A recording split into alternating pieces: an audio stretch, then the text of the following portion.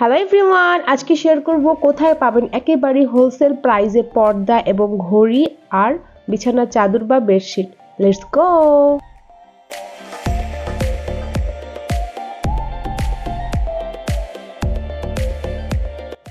আমি ফার্স্টে চলে আসলাম ইসলামপুর বাবুবাজারের দিকে, আর আমি এটা রিক্সায় চলে এসেছি। আর এসেই সামনে ইসলামপুরের পাশে অপোজিটে পর্দার দোকানগুলো থাকে। আর আপনারা এখানে আসলেই দেখতে পারবেন যে সব রকমের পর্দা আছে, একেবারে কম দামি থেকে ভালো চাইনিজ পর্দাও আছে আর নর্মাল। এগুলা ছিল বাঙালি নর্মাল পর্দা, আর নিচেরগুলো ছিল চাইনিজ, আর সাইডেরগুলো ছিল একেবারেই লোকাল পর্দাগুলা। আর যে সাইডের লোকাল পর্দাগুলো, এগুলোর প্রাইস ছিল একেবারে 200 টাকা থেকে স্টার্ট করে পার পিস, 1400 টাকা পর্যন্ত পার পিস ছিল। যে এই পর্দাগুলো ছিল এগুলো অনেক সুন্দর ছিল, আর এগুলো আমি আমার বাসার জন্য চয়েস করছিলাম। আর এগুলো আমার পুরো ঘরের জন্য সব মিলিয়ে 21,000 টাকা আসছিল। কিন্তু আমার কিছু প্রবলেমের কারণে আমি এই পর্দাগুলো একবার সিলেক্ট করেও পরে অর্ডার করিনি, কারণ আমার পরে আমি ভেবেছি যে আমি চাইনিজ পর্দাও অর্ডার করবো। এরপর আমি আরও কয়েকটা দোকান ঘুরতে ঘুরতে সামনে আগাতে যাচ্ছিলাম। সো আমার সামনে তখন এরকম 3 পিসেরও অনেক দোকান সামনে আসছিল, কিন্তু আমার 3 পিস কেনার কোনো ইচ্ছা ছিল না। আর চকবাজারে আসলে অবশ্যই আপনারা মোলামুলি করবেন, দামাদামি না করলে আপনাকেও ঠকাতে দেবো না। এরপর পাশে দিয়ে আমি ঘড়ির দোকানে ঢুকতে পেলাম, আর এই ঘড়িটা আমার খুব পছন্দ হয়েছিল, কিন্তু আমি ঘড়িটা কিনিনি, কারণ আমার ঘড়ির বাজেট ছিল না। আর ঘড়ির প্রাইসগুলো একেবারেই অল্প ছিল, মানে 500 টাকার থেকে স্টার্ট করে 9-10 হাজার টাকারও ঘড়ি ছিল, কিন্তু অনেক সুন্দর সুন্দর কালেকশন ছিল। আর এই যে লাল, সবুজ এবং সাদা এই ঘড়িগুলো আমার কাছে 900 টাকা চাচ্ছিল। অনেক সুন্দর সুন্দর কালেকশন ছিল। আমি নেক্সটে যদি আমার বাসায় ঘড়ি কিনা হয় তাহলে আমি এখান থেকেই নিব। এরপর আমি আরেকটা চাইনিজ দোকানে গেলাম পর্দার। এরপর আমি অনেক ঘোরাঘুরি করে অনেক চুজ করে আমার যে বাসার জন্য পর্দা একটা সিলেক্ট করলাম, আর সেই পর্দাটা আমি বাসার জন্য অর্ডার করে দিলাম।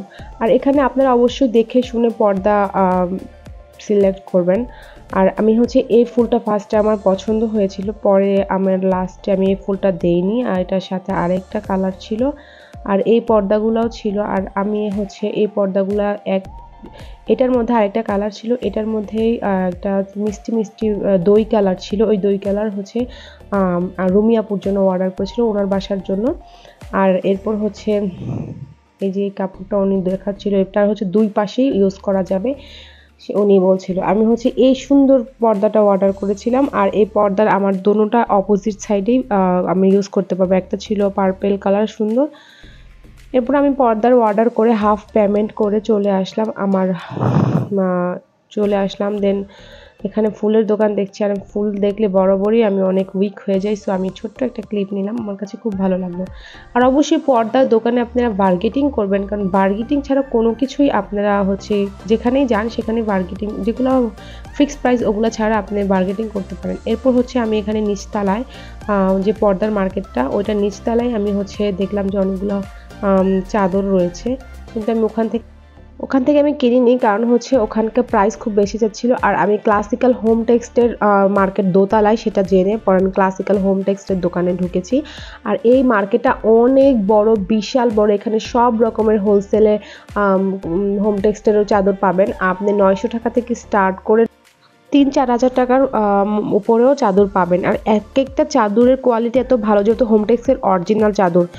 ফার্স্টে আমি 3টা নিয়ে পরে আমার আরেকটা পছন্দ হয়ে গিয়েছে, সো এরপর আমি 4টা চাদর নিয়ে নিলাম। আর 4টা প্রথমেই শুধু একটাই নিয়েছি আমি 950, আরেকটা নিয়েছি 1200, আর 2টা চাদর নিয়েছি আমি 1500 টাকা করে।